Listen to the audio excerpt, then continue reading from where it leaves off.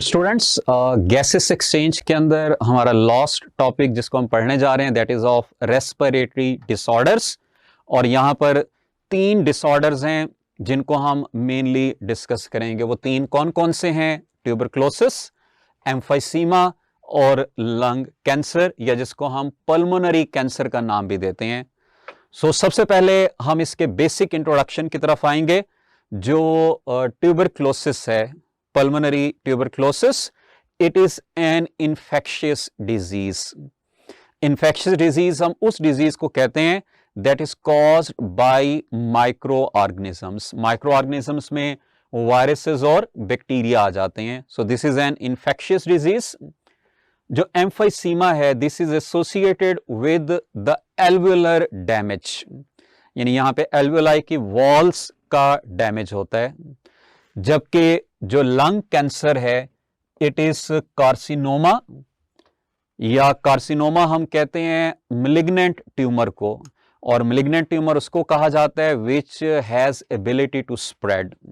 तो lung cancer और carcinoma is actually a malignant tumour that can spread to the secondary areas. इनकी causes की तरफ हम चलते हैं। जैसा कि ट्यूबरक्लोसिस में मैंने आपको बताया कि it is an infectious disease that is mainly caused by Mycobacterium tuberculosis. This Mycobacterium tuberculosis spreads through air droplets. यानी अगर कोई टीबी का पेशेंट है और वो किसी एनवायरनमेंट के अंदर स्नीजिंग करता है, कफिंग करता है, तो these droplets will enter into the air और वहां से वो किसी हेल्दी पर्सन तक ट्रांसफर हो सकते हैं। जो एम्फाइसीमा है इसकी मेन कॉज सिगरेट स्मोकिंग है। हम अभी आगे देखेंगे कि इसमें कौन कौन से कंपोनेंट्स यहां पर किस तरह से डिजीज को कॉज करते हैं।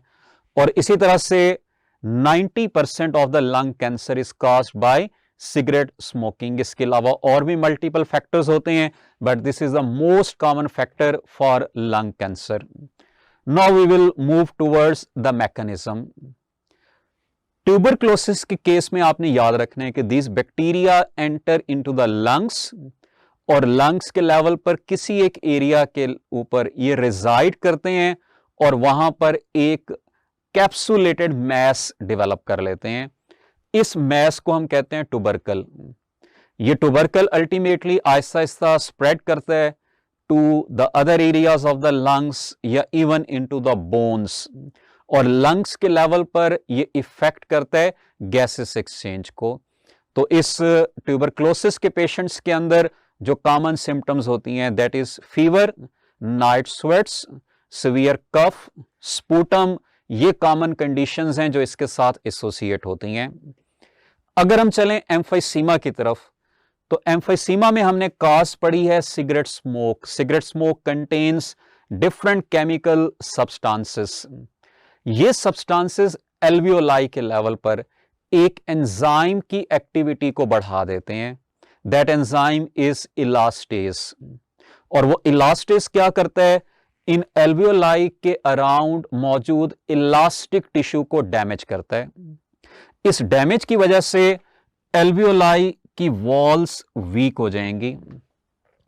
फिर उसके साथ साथ इस सिगरेट स्मोक के अंदर मौजूद होते हैं इरिटेंट्स विच कॉज सीवियर कफ।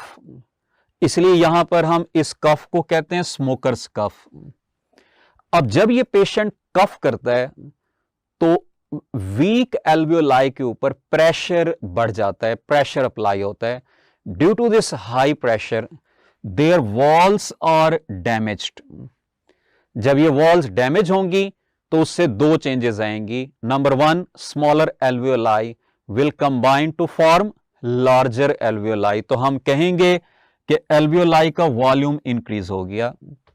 लेकिन इन वॉल्स के डैमेज होने की वजह से गैसियस एक्सचेंज कम हो जाएगी क्योंकि सरफेस एरिया कम हो जाएगा।